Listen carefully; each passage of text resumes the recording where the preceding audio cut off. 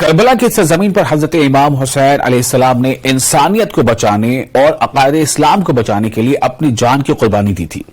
موجودہ دور میں مسلمان اور تمام لوگ اس عظیم شہادت کے فلسفے کو سمجھیں۔ بنگلورو میں منائے گئے حسین ڈے کے موقع پر جموں کشمیر کے سابق وزیر اعلیٰ فاروق عبداللہ نے ان خیالات کا اظہار کیا۔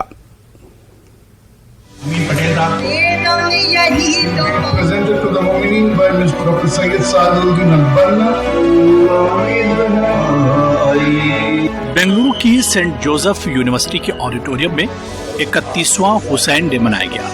ریاست کرناٹک کے نائب وزیر اعلیٰ ڈی کے شیو کمار، جموں کشمیر کے سابق وزیر اعلیٰ ڈاکٹر فاروق عبداللہ اور ملک کی دیگر کئی اہم شخصیات نے حسین ڈے میں شرکت کی۔ فاروق عبداللہ نے واقعہ کربلا کا ذکر کرتے ہوئے کہا کہ حضرت امام حسین نے اس وقت کے ظالم مغرور بادشاہ یزید کی بیعت نہیں کی اور اسلام کی خاطر، انسانیت کی خاطر شہید ہوئے، اور یہ شہادت رہتی دنیا تک یاد کی جاتی رہے گی۔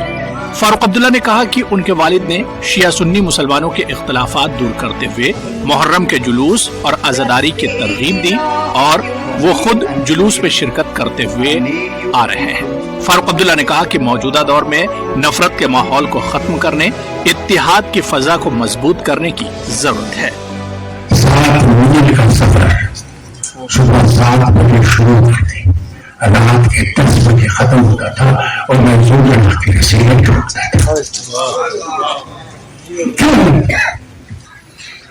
مجھے محبت کی مجھ سے، اس نے انسان کو زندہ رکھا، اس نے انسان اپنی قربانی، اپنے خاندان کی قربانی، اپنے دوستوں کی قربانی کی، اسلام زندہ رہے۔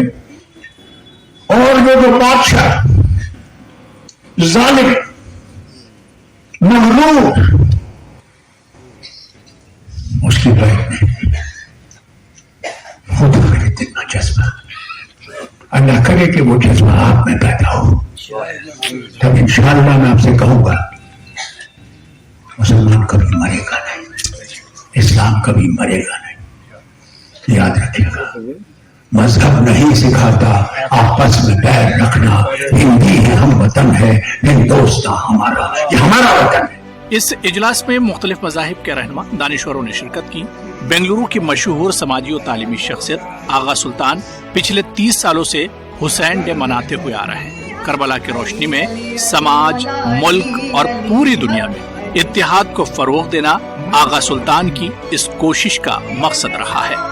آج ڈائیورسٹی کیا ہے؟ Diversity in India we have got so many religions, subcaste, division of many groups, religions.